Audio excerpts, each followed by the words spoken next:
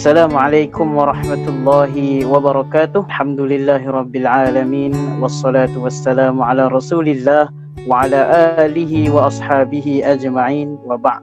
Faqala Allah subhanahu wa ta'ala fil Qur'anil azim, wa man yabtaghi ghairal islami dinan falan yuqbala minhu wa huwa fil akhirati minal khasirin.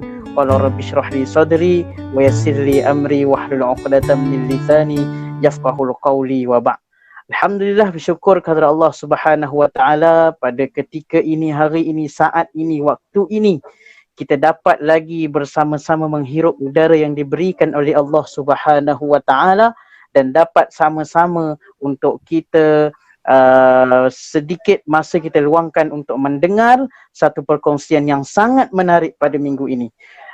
Muslimin-muslimat yang dirahmati Allah, para penonton sekalian, untuk makluman anda, minggu ini adalah biasa slot saya setiap hari Jumaat yang selalu diupload, tapi pada kali ini saya tidak akan bercakap, saya hanya jadi special, iaitu tukang tanya saja, iaitu moderator pada hari ini. Dan kita akan kita bawakan kepada anda semua para subscriber, para penonton semua, iaitu 3 orang ahli panel. Yang pertama yang anda tengok di skrin, iaitu saudara Muhammad Azwan bin Rasyad. Dulu ialah boleh katakan sebagai senior saya lah waktu saya sekolah satu ketika dahulu waktu saya sekolah menengah di Setapak dulu, dan sangat aktif untuk memberikan ucapan, talks ataupun peringatan tazkirah berkaitan dengan agama Islam ini sendiri. Assalamualaikum Saudara Azwan. Waalaikumsalam warahmatullahi. Syafiq, lama tak jumpa. Lama tak jumpa, betul. Lama sangat-sangat. Dekat mana? Dekat mana? Sekarang ada di Parit Buntar, Perak. Menjalani PKP di rumah lah bersama keluarga. Okay. Macam mana kes di Parit Buntar ni? Mungkin ada yang macam manalah, macam ceritanya kes COVID di sana macam mana? Ada yang PKP ke macam manakah? Kalau ikut kawasan saya ni PKP, walaupun saya duduk di Parit Buntar, tapi kawasan saya ni sempadan dengan Pulau Pinang. Jadi termasuk sekali lah dalam kawasan PKP. Kes dekat sini sejujurnya lah saya tak cakna sangat. Selalu tengok kes keseluruhan saja kan, macam hari ni 3,000 lebih semua kan. Jadi itu je lah yang selalu jadi pantauannya. Okey, Alhamdulillah. Jadi mudah-mudahan itulah panel pertama kita. Jadi nanti kita akan tanyakan beberapa soalan. Tajuk kita, tak apa, kita kenalkan panel-panel dulu. Panel yang kedua ialah saudari Puan Ambar Aisyah Murugasu, iaitu sekarang menetap di Melaka dan berasalnya di Teluk Intan, Perak. Tapi sekarang menetap di Melaka lah. Salah seorang yang sangat kita kagum. Saya tahu berkenaan kisahnya. Dahulunya beliau bukan beragama Islam dan akhirnya sekarang dapat mendalami Islam dengan sempurna. Mudah-mudahan kita doakan beliau supaya diberikan kekuatan oleh Allah merenungi segala dugaan, insya-Allah. Assalamualaikum. Waalaikumsalam warahmatullahi wabarakatuh. Khabar, sihat? Oh, alhamdulillah, sihat. Macam mana di Melaka? Melaka di mana tu ya? Melaka di Bukit Katil. Macam mana Melaka, mungkin kes di sana macam mana mungkin? Boleh kes COVID sini? Kes di sini boleh dikatakan tinggi tak tinggi, rendah tak rendah macam tu. Sekarang hari ni pun tengok kes hari ni dah 60 kat sini. Tak apalah, apa-apa hal pun kita doakan mudah-mudahan COVID ini dijauhkan, diakhirkan, insya-Allah. Dan ahli panel yang ketiga, tuan guru saya yang saya sangat kagumi, iaitu Al-Fadil Ustaz Muhammad Tariq, iaitu saya baru pertama kali jumpa sejujurnya, iaitu salah seorang pegawai di Hidayah Center Negeri Melaka. Tak silap betul? Ya, saya sebagai pengurus di Hidayah Center Melaka. Assalamualaikum Ustaz. Waalaikumsalam warahmatullahi. Apa khabar Ustaz? Sihat? Kaifahal? Alhamdulillah khair. Sekarang ni berada di mana ni? Sekarang di Melaka lah. Di Duyung, Melaka. Sama lah tempat dengan Puan Aisyah tadi di Melaka, cumanya daerahnya lain. Jadi kita tak nak bicara lebih panjang. Kita teruskan pada tajuk kita hari ini, iaitu cabaran mendalami Islam. Ayat yang saya bacakan tadi daripada suratul Al-Imran ayat yang ke-85. Allah Subhanahu wa taala menyebutkan iaitu wa may yabtaghi ghairal islami dinan falyuqbal minhu wa huwa fil akhirati minal khasirin. Siapa yang tak jadikan Islam ini sebagai the way of life. Minta maaf. Ni waktu ini dia cakap Inggeris sikit. Bagi Syak dia memang macam ni. Iaitu cara hidup kita. Tak jadikan Islam sebagai cara hidup kita. Barang siapa yang tak jadikan Islam sebagai cara hidup kita, wa huwa fil akhirati minal khasirin, iaitu dia sangat-sangat rugi. Jadi saya tak nak bicara panjang berkenaan dengan ini sebab saya hari ini ialah tukang tanya saja. Saya bukan tukang jawab, saya tukang tanya saja. Jadi saya nak pergi kepada ahli panel yang pertama, itu sahabat saya lama saya tak jumpa dia, iaitu Saudara Muhammad Azwan. Kalau boleh ceritakan sedikit pada para penonton kita, para kita semua pun nak tahu. Mungkin kalau dah tahu pun kita ulang kaji balik. Ma huwal Islam? Ma ma'nal Islam? Apa yang dikatakan sebenarnya dengan Islam sampai ramai orang-orang ni nak minat sangat dengan Islam, sampai ramai kalau kita tengok di Malaysia pun, di seluruh dunia pun ramai yang memeluk agama Islam. Dipersilakan, falyatafaddal mashkur. Okay, Assalamualaikum warahmatullahi wabarakatuh. Alhamdulillahirrabbilalamin. Wassalatu wassalamu ala ashrafil anbiya'i wal mursalin Sayyidina Muhammad wa ala alihi wa sahbihi ajma'in. Alhamdulillah, terima kasih kepada sahabat saya yang dahulunya junior saya, Saudara Syafi. Dah lama sangat kita tak berjumpa. Kepada saudari Amba Aisyah dan kepada Ustaz serta kita kata pelayar-pelayar lah dalam yang menyaksikan siaran ini, mungkin secara tertunda saya rasa. Okey.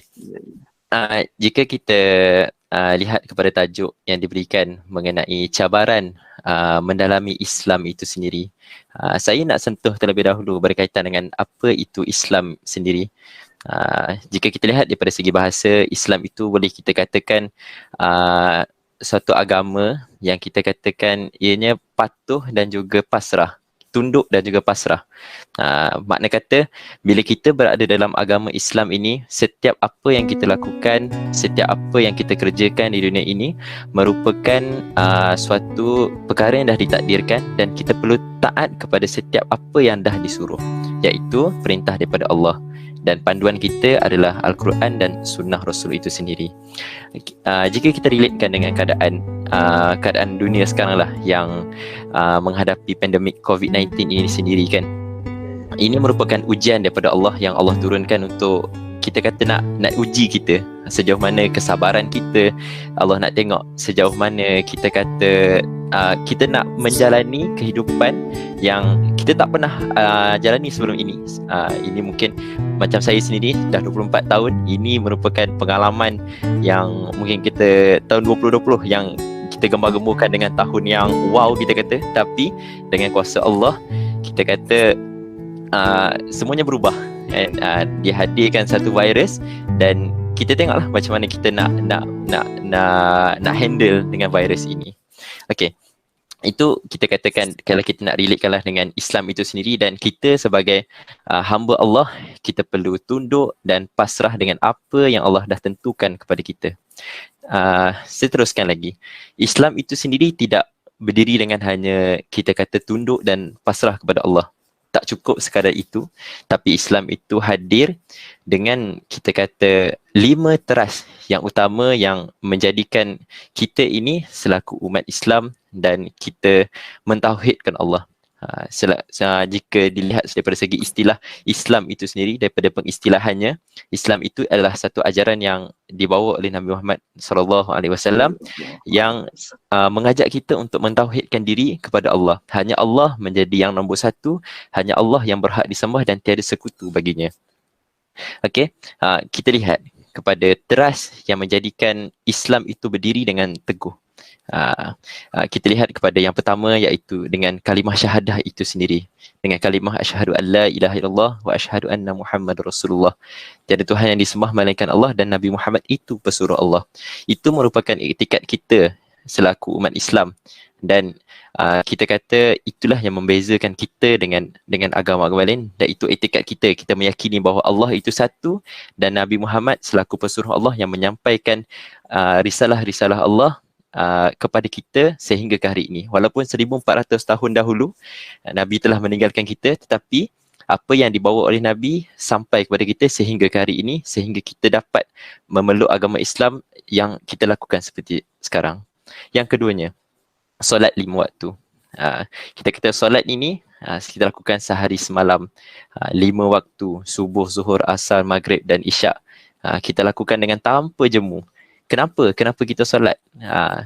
Satu perkara yang kita ingin ingat adalah kenapa kita solat adalah salah satu cara untuk kita bersyukur dengan apa yang Allah bagi kat kita. Segala nikmat penglihatan, walaupun ada macam saya sendiri agak sedikit kurang daripada segi penglihatan, tetapi Allah kurniakan mungkin telinga yang lebih jelas mungkin daripada orang lain. Saya menggunakan deria telinga saya untuk menutup kelemahan yang ada pada mata saya untuk menjalani kehidupan seperti biasa. Nikmat kita kata kesihatan yang alhamdulillah, walaupun menghadapi pandemik sekarang mampu sihat, tidak seperti hamba-hamba Allah yang diuji lain dengan pandemik kan. Kita sentiasa bersyukur dengan apa yang Allah beri. Jadi Allah wajibkan kita untuk tunaikan solat. Itu sebagai salah satu cara untuk kita berkomunikasi, untuk kita ingat pada Allah dengan apa yang Allah dah kurniakan kat kita. Okay, yang ketiga, puasa di bulan Ramadan. Inilah kita kata Islam itu cantik, Islam itu sangat indah jika kita terima dengan, kita syukur dengan setiap apa yang Allah takdirkan. Mungkin kita kata dalam keadaan pandemik sekarang, kita tak boleh keluar rumah, kita tak boleh pergi masjid, kita tak boleh, adalah isu-isu yang berbangkitkan berkaitan dengan jemaah di masjid dan sebagainya. Tapi jika kita lihat daripada perspektif saya sendiri, maaf jika ada yang tidak bersetuju, tetapi jika kita boleh lihat daripada kebaikan, benda positif yang kita boleh ambil adalah kita dapat berjemaah di rumah, kita dapat eratkan lagi hubungan kita dengan ahli keluarga yang mungkin sebelum ini kita tak dapat eratkan, tetapi bila semua dah berkumpul di rumah, mungkin sekarang kita tak rasa lah. Mungkin saya rasa tahun lepas daripada bulan Mac sehingga masuk ke Ramadan kan, masuk ke Ramadan kita dapat sebulan mungkin puasa dengan ahli keluarga, mungkin tarawih penuh 30 hari bersama keluarga kan, ayah menjadi imam dan anak menjadi makmum. Jadi benda itu indah, sangat indah kita kata. Yang sebelum ini masing-masing mungkin ada ayah je yang pergi masjid, mungkin ada anak yang duduk di rumah. Tapi dengan adanya pandemik ini, perkara-perkara itu yang menjadi perkara positif yang kita perlu pandang. Okey. Berikutnya adalah kita kata zakat. Zakat yang perlu dikeluarkan, ada zakat harta, ada zakat emas, ada zakat ternakan. Dan yang mungkin ustaz boleh rincikan lagi. Saya bukan orangnya untuk rincikan perkara tersebut, tapi secara generalnya kita kata kita selaku umat Islam perlu mengeluarkan zakat untuk kita kata membersihkan harta-harta kita. Dan yang terakhir adalah menunaikan haji di Baitullah dengan kemampuan. Dan banyaklah sekiranya kita mampu, kita seharusnya pergi ke sana untuk kita kata hadir ke tempat kelahiran Rasulullah, dan kita lihat bagaimana umat-umat Islam yang berkumpul di sana di serata dunia kan. Kita dapat tengok budaya, kita dapat tengok macam-macam perkara di sana. Okey. Jadi perkara itulah yang menjadi trust kepada Islam itu sendiri, dan kita dapat hidup dalam keadaan yang aman dan harmoni bila kita berpegang dengan agama Islam itu sendiri. Wallahu ta'ala a'lam. Terima kasih kepada sahabat saya Muhammad Azwan di atas penerangan yang sangat tuntas, sangat jelas insya-Allah. Alhamdulillah, tadi kita dah tahu berkenaan dengan mahwal Islam, iaitu apa itu Islam. Sebab tu diseriatkan dalam satu hadis Nabi Muhammad sallallahu alaihi wasallam. Nabi kata satu hari datang, dalam hadis Nabi sebut ni, datang seorang lelaki jumpa aku. Nabi kata dia duduk fa asnada rukbatayhi ila rukbatayhi.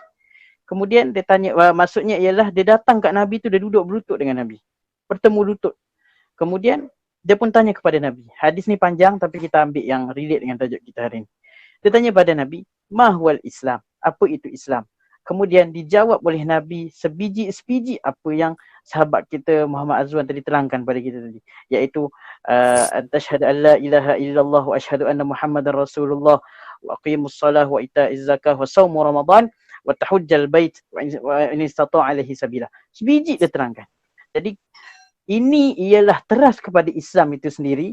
Bila kita nak bicara apa itu Islam, kenapa Islam itu orang minat, sebab Islam itu sendiri memberikan kita ketenangan bila kita buat 5 perkara yang asas tadi.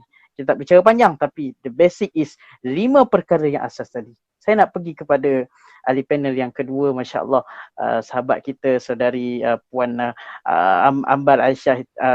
Dia sebab saya dapat maklumat beliau pada mulanya mendalami Islam. Jadi kita nak tahu macam mana beliau boleh minat untuk mendalami Islam itu sendiri pada mulanya. Sebab kalau kita rujuk pada kisah Nabi Ibrahim alaihissalam, Nabi Ibrahim ni bila dia kecil, dia rasa kenapa orang ni sembah berhala? Berhala ni tak ada apa-apa. Dia macam mencari sesuatu. Jadi mungkin pengalaman Puan Ambar Aisyah sendiri, pengalaman sendiri, apakah anda punya titik mula untuk mendalami Islam itu sendiri? Terima kasih. Silakan. Falyatafadhal mashkur. Terima kasih untuk moderator. Zaman saya kecil dulu, zaman saya umur 9 tahun, saya selalu dengar orang baca Quran tau. So bila dengar orang baca Quran, kena tengoklah kenapa, kita selalu tengoklah kenapa dia ni baca Quran. So saya terpegun bila dia orang solat. Saya tengok, seronoknya semayang. Macam ni agama apa semayang? Sebab bila kita kecil-kecil, kita tak berapa nak pandai tau. Dalam asasnya pandai, tak berapa nak pandai lah. Nak fikir baik buruk dia semua. Tapi saya cuba untuk dapat tahu, saya cuba kejar apa yang saya nak dapatkan. Mula saya pelik tahu. Kenapa setiap Khamis malam Jumaat mesti diorang ada baca-baca. Saya dulunya setiap cerita lah. Kenapa diorang ni sentiasa ada baca-baca. Lama-lama dah dekat ujung tahun. Waktu saya darjah 3 tu saya tahu surah yang dibaca itu adalah Yasin. Selepas tu waktu saya darjah 4, darjah 5, darjah 6, saya lagi hati saya ni tak pernah berubah untuk mendekati Islam tu. Maknanya sepanjang saya duduk dekat sekolah Alma tu, kalau siapa pernah bersekolah di Alma tu mungkin tahulah kot. Saya dulu bersekolah dekat Alma daripada darjah 1 2007 sampai ke 2011. Saya start minat Islam dalam 2000 berapa dalam 2007 macam tu lah.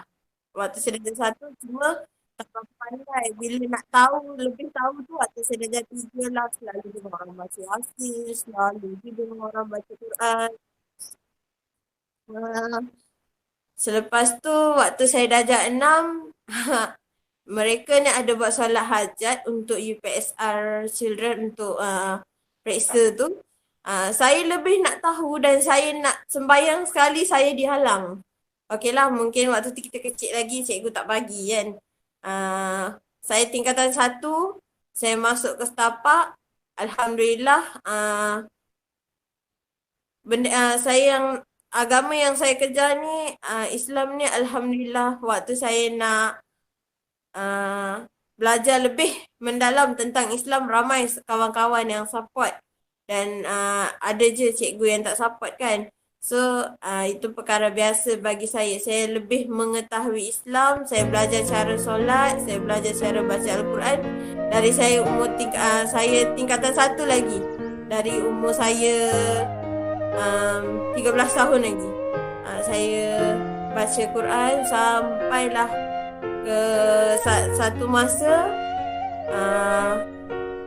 saya masuk ke Indahpura. Alhamdulillah, lagi senang untuk saya dapatkan Islam dan ada orang sanggup pun syahadah saya secara informal dan saya dapat mendalami Islam tu dengan sempurna lepas saya masuk kerja lah. Saya belajar lebih tentang solat, saya belajar lebih tentang tauhid, fiqh dan sebagainya lah. Itu saja setakat ni. Terima kasih. Situlah satu titusan yang menarik. Tuan-tuan yang dirahmati Allah Subhanahu Wa Taala sekalian, saya nak bagi satu bayangan. Di hadapan skrin anda ni, yang anda tengok ni sekarang, ni saudari Ambar Aisyah ni, dia ni bang, orang kata mu'azzaf, tuan-tuan. Tapi kita patut malu dengan dia kerana apa? Kerana Masya Allah, dia punya cara dia punya kesungguhan dia untuk mendalami Islam. Kalau kita zoom balik kamera kita tengok pada diri kita hari ini. Macam mana kalau kita tengok, kita bukan lahir tu agama lain, kita lahir dari Islam. Itulah salah satu nikmat yang paling berharga. Tapi alangkah sedihnya bila kita dah meningkat dewasa, kita makin jauh dengan Islam. Masya Allah. Tuan-tuan yang dirahmati Allah Subhanahu Wa Taala, inilah satu keinsafan yang boleh kita ambil. Jadi itu untuk mula dia, untuk pusingan pertama. Jadi kita akan tanya lagi soalan pada beliau pada pusingan kedua nanti. Dan kita nak pergi kepada ahli panel yang ketiga, iaitu Ustaz Tariq. Ustaz, sebagai pengurus di Hidayah Center Melaka, mungkin ada pengalaman-pengalaman yang sangat pengalaman Ustaz mungkin mensyahadahkan orang. Ustaz tak sangka pengalaman beliau, pengalaman Ustaz punya yang Ustaz syahadahkan tu mungkin ada yang sampai mak bapak dia orang kecam, kenapa ada center ni asyik nak datang rumah apa semua. Mungkin di sana ada pengalaman-pengalaman Ustaz sedikit yang boleh Ustaz selitkan dalam pusingan ini. Falyatafadhal mashkur. Terima kasih saudara Syafi sebagai pengacara majlis pada hari ini. Begitu bersemangat seorang yang kalau saya jumpa depan-depan ni memang saya peluk ni. Saudara Syafi. Baik, pengalaman saya lah dalam menguruskan pengislaman sepanjang perkhidmatan saya. Sebenarnya saya dulu sukarelawan di Hidayah Center kan. Start dengan sukarelawan, kita handle mualaf sampai satu masa ditawarkan untuk berkhidmat lah sebagai staff di Hidayah Center. Syahadah yang saya handle yang kali pertama masa saya jadi sukarelawan dulu, seorang India, muda lagi, umur dalam 19 tahun, seorang anak kepada orang besar jugalah dalam gereja, dalam church. Kita ni agak takut lah kan, pasal apa, gementar lah kan. Dah lah syahadat yang pertama yang saya handle kan, pula tu dapat anak orang yang berpengaruh kan. Tapi oleh sebab kita dah tahu, kita dah belajar macam mana cara nak syahadahkan orang, apakah stepnya kan. Jadi saya dengan kawan saya masa tu tenanglah, kita cuba dengan handle dengan baik kan. Masa tu kita risau sebab dia merahsiakan pengislamannya kan. Kita risau kalau bapak dia tahu, nanti bapak dia jadi isu agama dan sebagainya kan. Kita mulalah jaga orang ni, kita ajar dia kan. Tapi sampai satu ketika kan, bapak dia macam dapat kesan ni. Dia ada tanya dengan anak dia, abang, tanya abang dah masuk Islam ke? Kenapa ayah cakap macam tu kan? Dia tanya ayah dia lah. Tak adalah, ayah ada rasa something lah kan. Jadi dia pun beritahu saya, alamak, dia kata, Ustaz, macam mana ni? Rasa ayah macam dah tahu lah kan. Saya pun risau masa tu kan. Macam mana dia dah tahu ni? Pengislaman pertama saya pun belum pernah lagi hadapi. Lepas tu ada satu hari tu dia call saya, dia kata saya nak lari daripada rumah. Dah nak lari pula. Kemudian dia tak dapat dikesan. Saya pun pada orang bapak dia pun mencari dia, saya pun tak dapat, lost contact dengan dia. Saya pun tak tahu apa masalahnya di belakang. Jadi bapak dia memang macam dah tahulah dia masuk Islam, kemudian cari siapa orangnya. Jadi saya bapak dia pun hubungi pejabat agama. Saya pun dihubungi oleh pegawai di pejabat agama tu kan. Kata ni bapaknya ni apa dah tanya ni kan. Saya pun dengan kawan saya bincang punya panjang bincang apa strategi pun. Jadi kita kata okey tak apa, kita pergi jumpa bapak dia. nak jadilah kan. Kita perlu terus terang dengan bapak dia. Kan bapak dia buat report polis, kita colik anak dia pula, kita tak tahu apa-apa. Kami pun pergilah jumpa dengan perasaan begitu takut. Dalam aircon tu berpeluh-peluh. Punyalah takut kan. Kan?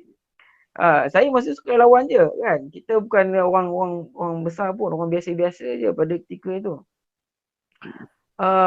Pergi jumpa dengan bapak dia kan, dengan satu dengan satu anggapan yang negatif lah, mungkin bapak dia akan buat begini. Tapi sebenarnya tidak. Sebenarnya tidak. Kita jumpa bapak dia kata, saya sebenarnya menyerahkan urusan agama ni kepada anak saya. Dia dah besar kan, dia boleh Allahu Akbar. Saya masa tu saya rasa nak menangis. Kenapa? Hari sebelum tu saya tak boleh tidur, memikirkan apa benda yang akan berlaku esok ni kan. Kadang-kadang Tuhan tu, ya Allah ni maha baik lah kan. Apa yang kita fikirkan tu kan, apa yang kita sangkaan kita tu kan, ternyata Allah beri sesuatu yang lebih baik daripada apa sangkaan kita. Sebab tu saya kalau bertemu dengan mu'alaf ni kan, dengan saudara baru orang yang masuk Islam ni kan, yang dihujani dengan cabaran, dihujani dengan masalah dalam hidup, masalah dengan keluarga, itu memang fasa-fasa biasa bagi mu'alaf lah yang decide untuk masuk Islam ni. Fasa-fasa biasa mereka ialah mempunyai masalah dengan keluarga, mempunyai masalah dengan kawan-kawan. Kalau yang perempuan ada masalah pula bila pakai pakaian kan, dia nampak dia nak pakai tudung dan sebagainya. Ada pula orang tegur kan, orang Islam tegur, kau pakai tudung ni, kau ni tak belajar lagi ni, apa semua, macam-macam kan. Saya selalu pesan pada mereka, kadang-kadang kita menyangka dalam sangkaan kita tu perkara buruk yang berlaku, tetapi kan yang mungkin dirancang Allah ni maha merancang kan. Dalam perancangan Allah kita tak tahu dapat beberapa pengislaman kan, yang mak bapak menentang. Ketika nak masuk Islam, mak bapak betul-betul tentang, tak boleh ini, kejar anak semua. Tapi bila sampai satu masa kan, kata orang masuk Islam sebab dia nak kahwin, dia dah kahwin kan, kahwin tak direstui dan sebagainya, tapi dia dah dapat anak, dah dapat cucu kan, dia dapat anak, kira mak bapak dia dapat cucu lah kan. Rasa sayang pula pada cucu tu kan, nak suruh balik pula. Dulu tak suka kan, dia boleh tak suka jadi okey, jadi baik, tak apa suka sangat lah kan. Kemudian selesa, kemudian kan dalam satu tempoh kan, saya cakap dengan mu'alaf ni kan, doalah kepada Allah kan, supaya Allah beri hidayah kepada keluarga. Tiap-tiap kali doa, dia memang berdoa kan. Mak bapak yang menentang Islam ni akhirnya masuk Islam.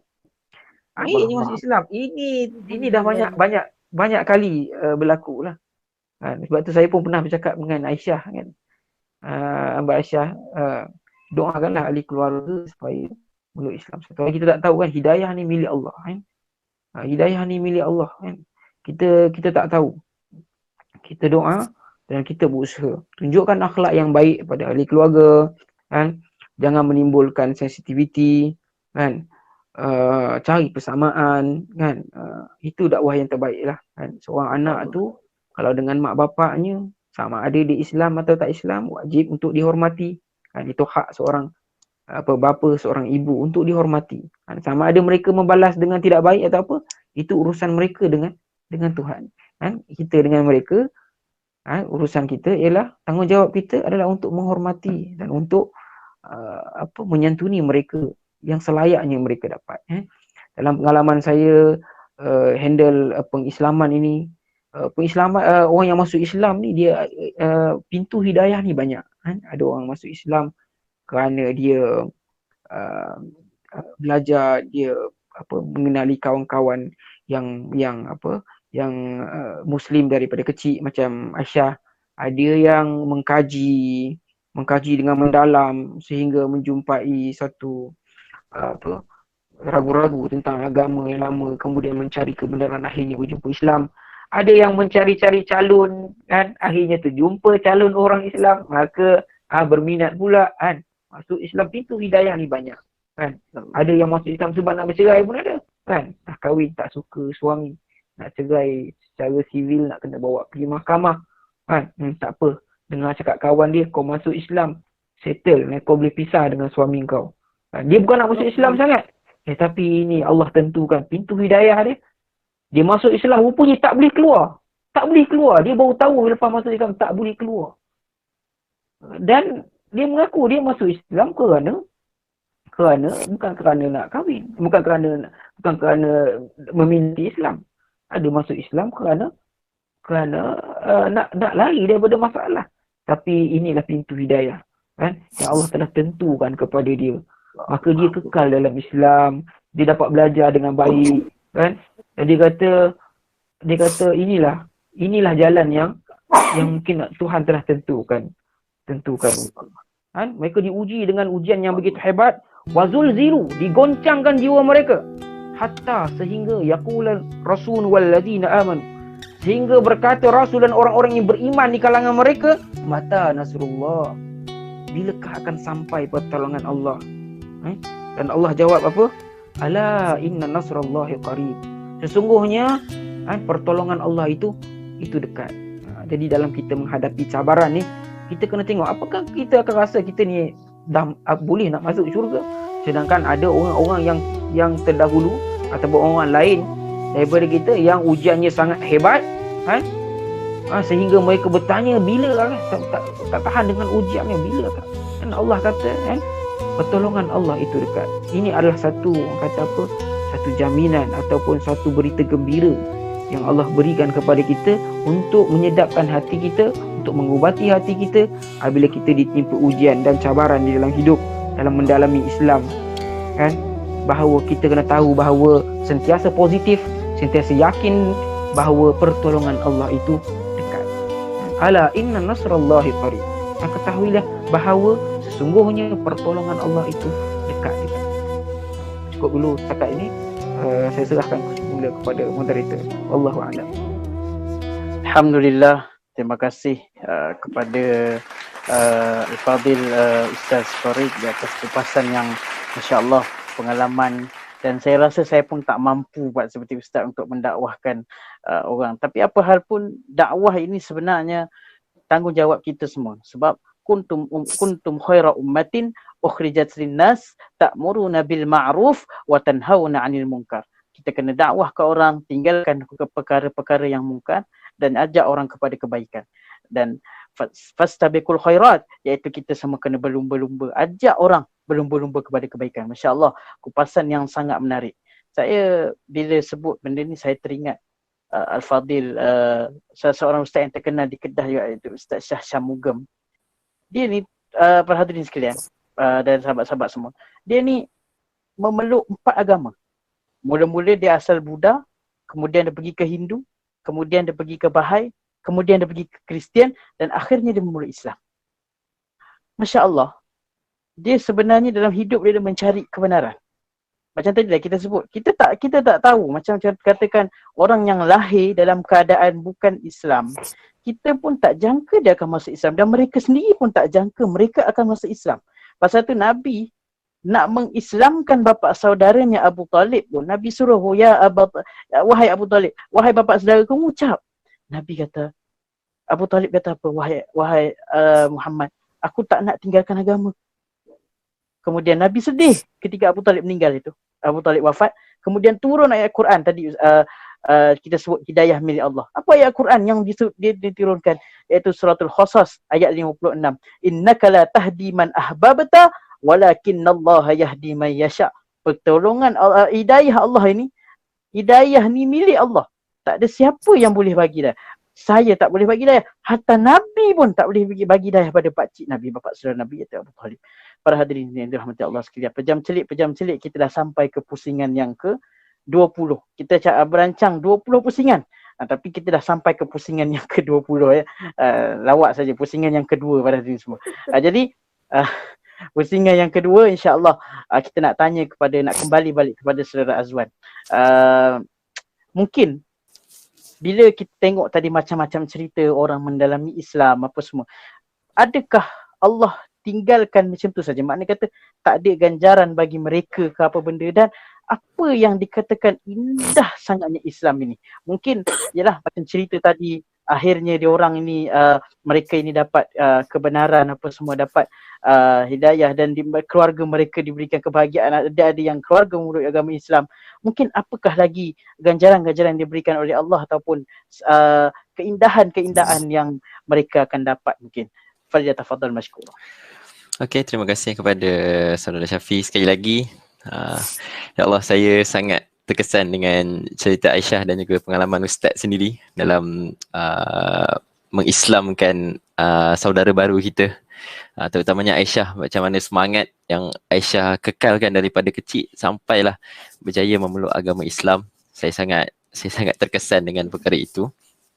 Tapi saya juga ingin berkongsi satu kisah berkenaan dengan seorang sahabat saya sendiri. Sekarang saya merupakan seorang penuntut di Universiti Malaya dan mempunyai seorang rakan yang mu'alaf. Asalnya merupakan kita kata sukarelawan je lah untuk kami yang OKU di Universiti Malaya, mungkin untuk bantuan untuk membaca dan sebagainya. Dia seorang Chinese, tetapi bila memasuki kita kata dunia kami di Universiti Malaya sebagai seorang OKU, dia rapat, boleh kata tidur pun kadang-kadang tidur satu bilik dengan kami, sehingga dia tertarik untuk memeluk agama Islam. Dan alhamdulillah selama setahun sahaja dia bersama kami, kiranya pergi makan sekali, macam ni, kalau macam main game pun sama-sama, semua sama-sama. Kadang-kadang pergi solat Jumaat pun dia ikut kami bersama, tetapi hanya duduk di tepi sajalah untuk menyaksikan kami solat Jumaat. Dan alhamdulillah selama setahun dia bersahabat bersama kami. Alhamdulillah akhirnya dia memeluk agama Islam. Dan setelah lama dia memeluk agama Islam, adalah saya bertanya kepadanya apa mungkin cabaran yang dia sendiri hadapi bersama keluarga. Dan bila diceritakan, rupa-rupanya dia sendiri mempunyai masalah keluarga yang di mana ibu ayahnya sudah bercerai dan dia tinggal bersama nenek. Kita faham bila tinggal bersama nenek, kasih sayang kepada cucunya tu sangat-sangat tinggi. Dan kita kata bila orang lama dalam sesuatu agama itu, dia sukar untuk menerima mungkin agama baru, terutamanya agama Islam, merujuk kepada neneknya itulah. Jadi cabaran yang mungkin yang dikongsikan kepada saya ketika itu adalah dia kata, "Wan, cuba kau bayangkan kalau aku balik ke rumah bila cuti semester ke apa, kau bayangkan aku dah masuk Islam tapi aku terpaksa makan masakan yang nenek aku masak. Masakan yang kita sendiri faham apa benda di dalamnya, kan? Tetapi dia sudah Islam, tetapi dia berlaku persimpangan di situ. Sama ada nak menjaga hati nenek ataupun nak menjaga agama yang suci itu sendiri. Jadi kadang-kadang dia kata dia terpaksa macam menyorok untuk solat. Dia kata kalau malam okeylah, maghrib dengan isyak mungkin dalam bilik, tapi mungkin waktu-waktu biasa mungkin tengah berborak dengan nenek, mungkin ada kekangan lah di situ untuk lari-lari untuk solat.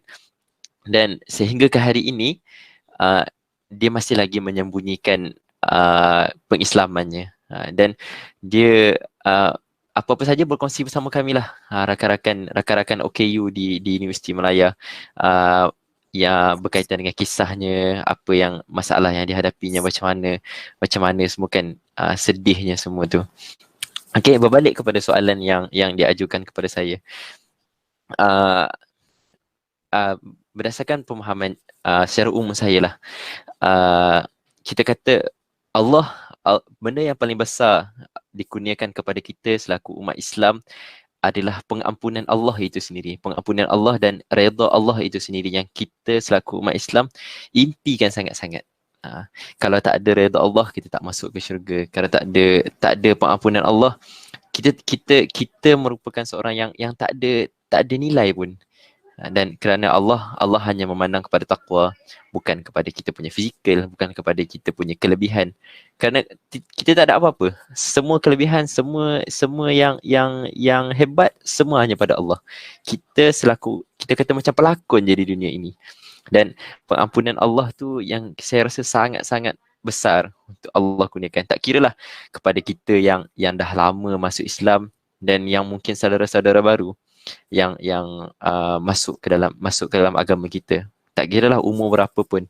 Kita tidak sepatutnya memandang kepada permulaannya, tetapi lihatlah kepada pengakhirannya, sama ada dia mampu mengucapkan kalimah syahadah ataupun berada dalam kekufuran. Benda yang saya nak tambah lagi adalah bila kita berada dalam Islam, Islam itu indah, Islam itu cantik. Dia mengajar kita setiap sudut dalam kehidupan, daripada segi hubungan kita sesama manusia, hubungan kita dengan Allah, cara ibadah kita dengan Allah, hubungan kita manusia, cara kita bergaul dengan manusia, cara kita penjagaan aurat, cara kita berkomunikasi, semua ada dalam Islam. Semua dah Nabi Muhammad SAW sampaikan kepada kita. Sama ada kita sebagai manusia yang selalu lalai ni nak ikut ataupun nak terus lalai dengan keadaan tersebut. Saya sangat berterima kasih lah. Saya rasa takdir jugalah saya berada di sini malam ini. Mungkin sesuatu yang Allah dah memang takdirkan untuk mungkin saya sendiri mungkin terleka mungkin dengan segmen-segmen perkongsian seperti ini dapat menyedarkan diri saya sendiri dan mungkin kepada semua yang menonton dan juga kita di dalam slot ini untuk kita kata terus mengingati Allah. Dan kerana Islam itu dah luruskan, dah turunkan kita ke jalan yang sangat lurus. Sama ada pilihan kita lah untuk ikut ataupun untuk lari daripada agama itu sendiri. Dan yang terakhir mungkin saya boleh kongsikan, saya rasa benda yang perlu kita pegang lah, sama ada kita sendiri selaku mungkin yang dah lahir dalam agama Islam dan mungkin saudara-saudara baru kita, iaitu kena sentiasa bersyukur dan sentiasa betulkan kita punya niat. Bukan kata sahaja bersyukur ni kita kata luas sangat. Jika kita bersyukur, kita akan rasa bahagia, kan? Kita rasa tenang, kita rasa mudahnya nak buat apa. Kalau kita dapat musibah pun, bila kita bersyukur, kita akan terima musibah tu dengan tenang. Kalau kita dapat kejayaan pun, kita bersyukur. Kita tidak lupa diri. Kita tahu semua yang dikurniakan tu adalah daripada Allah. Dan sentiasa betulkan niat supaya niat kita hanya kepada Allah dan apa yang kita lakukan semata-mata kepada Allah. Pesanan untuk diri saya terutamanya dan untuk semua yang mendengarlah, insyaAllah. Terima kasih saudara Muhammad Azwan untuk pusingan yang kedua. Terima kasih banyak-banyak di atas kupasan yang sangat menarik. Apa-apa hal pun, doa kita sentiasa terus kita baca. Selalu kita baca waktu sembahyang, Allahumma khtim lana ya Allah bihusnil khatimah wala takhtim alaina ya Allah bisu'il khatimah. Ya Allah, jadikanlah pengakhiran, khatamkanlah pengakhiran kami dengan pengakhiran yang baik, dan jangankanlah engkau khatamkan pengakhiran kami dengan pengakhiran yang tak baik. Itu paling penting, sebab awal itu tidak penting. Kalau kita tengok tari lahir banyak, kita tahu hari jadi, hari lahir kita tahu. Tapi ada kita tahu hari mati, kita tak tahu. Mungkin kalau kata kita kat di sini ada mungkin ada yang masih lagi ada nenek apa semua, ada pakcik-makcik yang dah tengah sakit apa semua. Mungkin dia tengah sakit elok, tengok kita ada kawan yang tengah sihat walafiat boleh meninggal macam tu saja. Sebab tu pengakhiran itu permulaan itu tidak penting, iaitu pengakhiran yang sangat-sangat kita idamkan, iaitu husnul khatimah, iaitu pengakhiran yang baik. Apa hal pun, wala tamutunna illa wa antum muslimun. Janganlah engkau mati melainkan engkau mati sebagai seorang Islam. Aslim taslam, iaitu kalau kamu berada dalam Islam, kamu pasti selamat, insya-Allah. Itu sedikit saya bagi sedikit ulas baliklah untuk yang tadi. Jadi kita pergi kepada ahli panel yang kedua. Mungkin saudara Puan Abah Aisyah, mungkin tadi diceritakan titik awal sehingga dah masuk Islam. Maknanya kata siapa yang mensyahadatkan mungkin apa. Tapi bagaimanakah selepas Islam? Maknanya kata penerimaan keluarga dan macam mana bila nak mengamalkan Islam ni, apakah cabaran itu sendirilah senang. Apakah cabaran itu sendiri? Dan paling penting saya nak tanya, adakah anda mengimpikan family anda, kalau mungkin family anda memeluk agama Islam, adakah itu satu impian anda? Persilakan. Okey, terima kasih kepada sahabat saya itu Muhammad Syafi. Oh, sungguh semangat dia hari ni Okey. Berbalik kepada soalan yang ditanya oleh moderator kita tadi tu. Okey, saya ni sebenarnya saya ceritakanlah. Saya tadi pada pusingan pertama saya ada cakap saya ni disyahadahkan secara informal. Tetapi bila balik rumah kita terpaksa buat apa yang kita buat, rutin harian kita mengikut agama asal kita lah. Kita tak boleh nak solat sesuka hati. Kita tak boleh nak baca Quran macam rutin kita dekat asrama. So bila kita balik asrama kita lain, bila kita balik rumah kita lain. Dan saya cari satu alternatif untuk biar semua orang tahu, tapi lain yang dirancang, lain yang berlaku. Pada 14 hari bulan 1 2009 pada 14 hari bulan 1 2017 saya disyahadahkan oleh Encik Afif Firdaus daripada Hidayah Center Shah Alam. Saya disyahadahkan di situlah di PKNS Shah Alam secara informal dengan adanya borang hitam putih.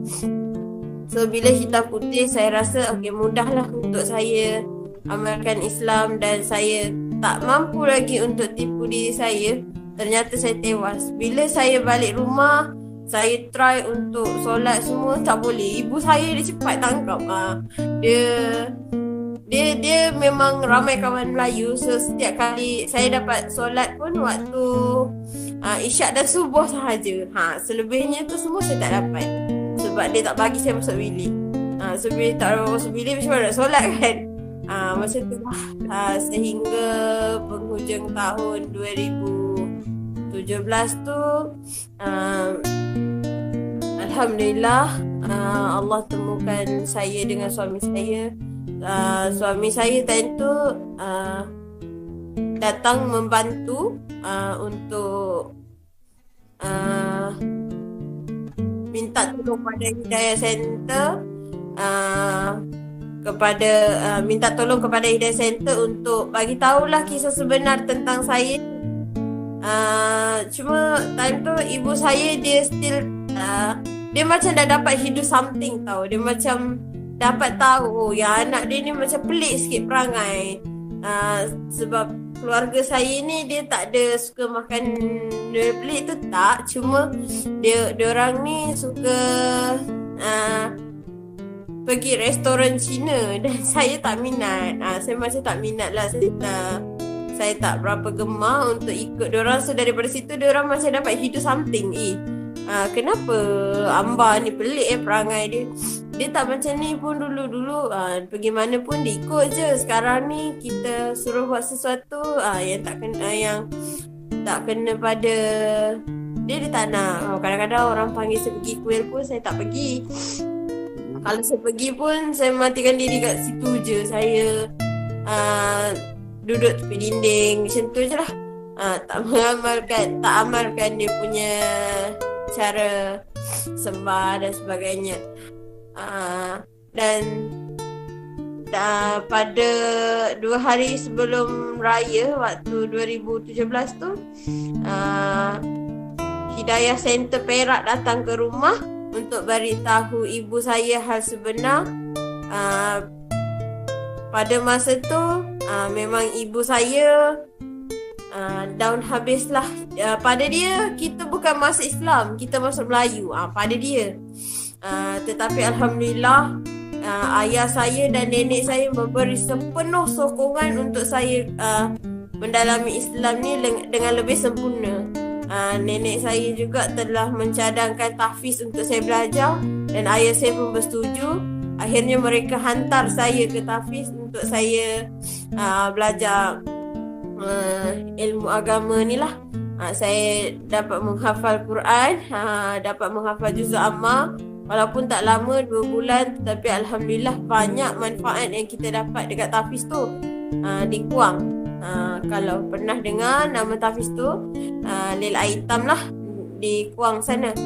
Di situ saya banyak saya banyak belajar tentang agama Islam lah.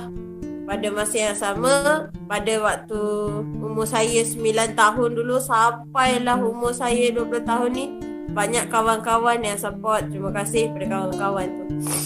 Dan cabarannya yang itulah, ibu saya tak nak makan, ibu saya tak nak cakap pun dengan saya dalam tempoh 2 hari tu. Ibu saya cakap dengan semua orang yang Amba dah masuk Melayu, bukan masuk Islam.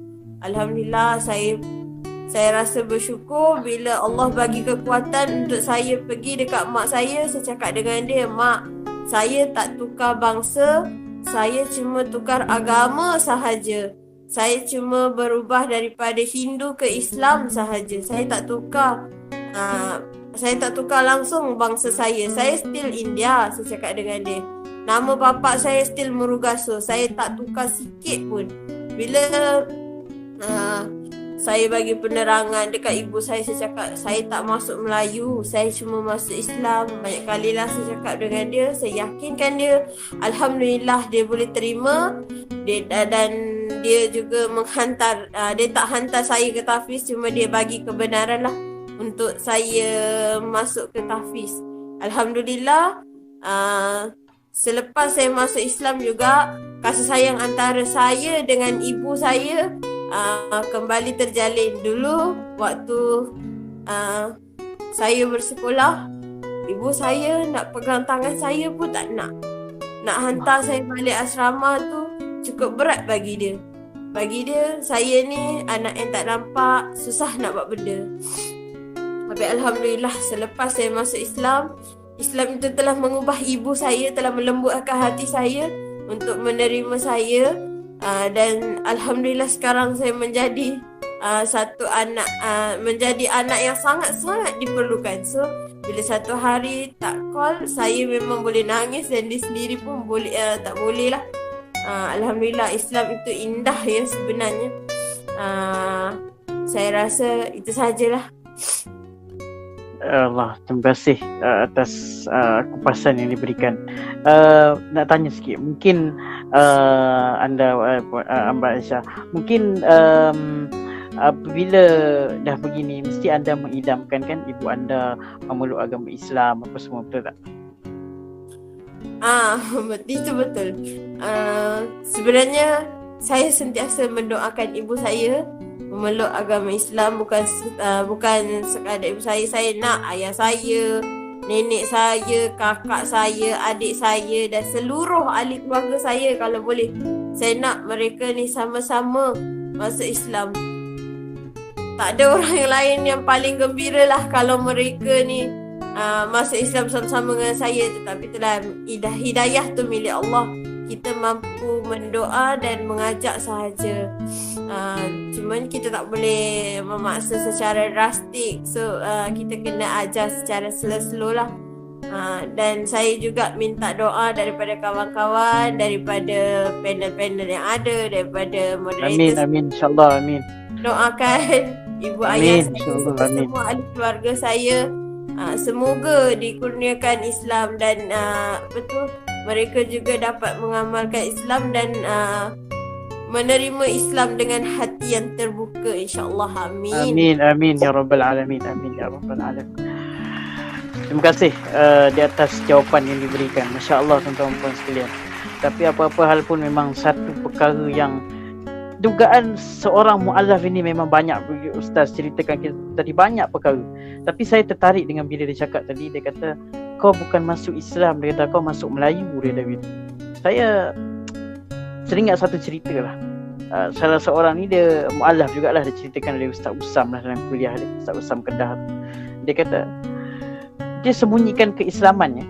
Salah seorang jemaah dia cerita lah. Dia sembunyikan keislamannya, lama dia sembunyikan. Satu hari dia bagi tahu kat mak dia marah, dia cukup-cukup. Mak dia kata, mak tak kisah kau nak masuk Islam, tapi mak tak nak kau jadi macam jangan jadi macam orang Melayu. Masya Allah tuan-tuan sekalian. Ni malu kita. Kalau hari ni sinonim bila sebut Melayu mesti Islam. Kita nak bicara pasal sejarah, kita tak mau bicara. Tapi sejauh manakah kita sebagai orang yang dah Islam tulen para hadirin sekalian, mengamalkan Islam sejauh manakah kadang-kadang orang yang mu'allaf itu lebih Islam daripada kita. InsyaAllah tuan-tuan sekalian. Jadi itulah satu renungan bagi kita, Masya Allah. Jadi saya nak pergi kepada panel kita yang terakhir, mungkin sebagai penutup pada forum kita pada malam ini, dan minta nanti lepas Ustaz jawab soalan ni, minta Ustaz bacakan doa penutup untuk kita semualah sebagai supaya mendapat keberkatan. Jadi mungkin ada pesanan-pesanan yang Ustaz nak berikan kepada para mu'alaf ataupun orang yang dah memeluk agama Islam daripada lahir, supaya pegang Islam dengan betul, jaga seperti menggenggam bara api. Mungkin ada tak butir-butir kalam yang Ustaz nak suruh mereka, para penonton ataupun saya sendiri ataupun kita semua bawa balik ke rumah selepas habis ini? Persilakan. Baik, dengar ke? Boleh. Line saya tak berapa nak clear sangat. Harapnya dapat dengar lah. Saya pun dapat dengar daripada saudari Aisyah Amber tadi kan, dengan titisan air mata ni, nampak betul ikhlas lah. Saya doakan semoga saudari Aisyah diberikan ketabahannya dalam mendalami Islam kan, dan juga diberikan hidayah kepada ahli keluarga. Jadi kita sebagai orang Islam ni, yang sedia lahir Islam ni, kita kena ada satu minda ataupun satu mindset dalam diri kita untuk mengajak seramai mungkin orang bukan Islam yang di luar sana untuk kembali ke agama fitrah ini. Kita mesti ada itu. Kita jangan lihat contohnya orang Cina, orang India sebagai satu ancaman. Tidak. Kita kena anggap mereka ini sebagai satu tanggungjawab dakwah kepada kita. Baru kita ada satu, sebab apa? Allah menjadikan kita ni khalifah di atas muka bumi. Dan Allah beri kita hidayah. Allah tetapkan untuk kita dilahirkan dalam sebuah keluarga Islam kan. Nikmat hidayah tu begitu besar kan? Takkan kita nak sia-siakan begitu kan? Kita ada kalimah la ilaha illallah, kita boleh sampaikan kepada orang di luar sana kan? Baik, jadi untuk pesanan akhir, saya ada dalam satu ayat Al-Quran dalam surah Al-Kahfi surah yang ke-18 wasbir nafsaka ma'al ladzina yad'una rabbahum, bersabarlah diri kamu bersama dengan orang-orang yang mengajak menyeru ke jalan Tuhan. Wasbir nafsaka ma'al ladzina yad'una rabbahum bil ghadati wal 'ashyi yurid. Nampak gayanya kita tunggu lagi sikit, mungkin atas line dia masalah, mungkin sekejap lagi dia cakap. Boleh dengar ke? Boleh sambung. Saya kena tutup saya punya video lah supaya clear sikit cakap. Tak apa. Jadi untuk akhir ni, kita serulah dengan hikmah seru dengan hikmah kan. Allah SWT berfirman, carilah persamaan di dalam kita dengan agama yang lain. Macam tadi Aisyah beritahu kan, tidak timbulkan isu antara keluarga dan sebagainya. Kita perlu mengajak orang yang bukan Islam untuk bersama dengan kita dalam agama ni, tunjukkan akhlak yang baik. InsyaAllah golongan orang bukan Islam di luar sana akan meminati Islam, akan rasa lembut dengan Islam. Setidaknya mereka tidak menentang Islam. Mereka okey dengan mereka tidak menentang. Dan daripada tidak menentang tu, daripada tidak ni, lahirlah perasaan selesa sehingga mereka suka. Kalau tidak ada orang yang menyampaikan dakwah, mungkin Islam tidak sampai ke tanah Melayu ini. Jadi saya ingat itu saja daripada saya. Sebelum akhir ni, dengar ke saudara moderator? Boleh. Sila. Permintaan tadi untuk bacakan sedikit doa. A'udzubillahi minasyaitonirrajim. Bismillahirrahmanirrahim. Alhamdulillahirabbil alamin wassalatu wassalamu ala asyrafil anbiya'il mursalin sayyidina maulana Muhammadin wa ala alihi wa sahbihi ajma'in. Allahumma innaka ta'lam anna hadhihi alqulub, ya Allah ya Tuhan kami, sesungguhnya Engkau sahaja yang mengetahui apa yang ada dalam hati-hati kami. qad ijtama'na ala mahabbatik, yang berkumpul pada hari ini kerana mahabbah, kecintaan kami kepada engkau, wa taqas ala ta'atik, kerana ketaatan akan perintah engkau, wa tawahadas ala nasrati syariatik, yang berjanji setia menegakkan mendaulatkan syariat engkau, fawasikillahumma rabitataha, maka ya Allah ya Tuhan kami, kau eratkanlah kesatuan hati-hati kami, wa adimudaha, dan kau kekalkan kemesraannya, wahdiha subulaha, dan kau tunjukkanlah hati-hati ini jalanmu yang benar, wamla'aha binurikal ladzi la yakhbu, dan kau sinari hati ini dengan cahayamu yang tak pernah padam, wasyrah suduraha bifaidil imani bik, dan kau penuhi dada kami dengan pancaran imanmu, wa jamil tawakkul, dengan keindahan tawakkalmu, wa ahliha bima'rifatik, dan kau hidupkan hati ini dengan ma'rifat pengetahuanmu, wa amisha ala syahadati fi sabilik, dan kau matikanlah hati-hati ini syahid di jalanmu, innaka ni'mal maula wa ni'man nasir, sesungguhnya engkau adalah sebaik-baik sandaran dan sebaik-baik penolong. Rabbana zalamna anfusana, Tuhan kami banyak menzalimi diri kami, wa illam taghfir lana, jika engkau tidak ampunkan kami, wa tarhamna, dan engkau tidak rahmati kami, lanakunanna minal khasirin, maka kami akan masuk di kalangan orang-orang yang rugi. Rabbana atina fid dunya hasanah, Tuhan kami, kau berikanlah kami kebaikan hidup di dunia, wa fil akhirati hasanah, dan kebaikan hidup di akhirat, wa qina azaban nar, dan hindarkanlah kami daripada azab api neraka. Bil alamin. Wa taqabbalallahu minna wa minkum. Alhamdulillah, syukur akhirnya kita dapat tamatkan forum kita. Alhamdulillah, saya ucapkan terima kasih kepada tiga orang ahli panel yang sudi untuk bersama dengan saya pada kali ini, dan insyaAllah kita cari sesi lain, kita boleh panggil lagi insyaAllah.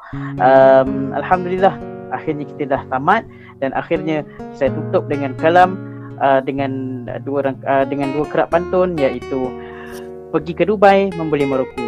Bye bye, I love you. Assalamualaikum warahmatullahi wabarakatuh.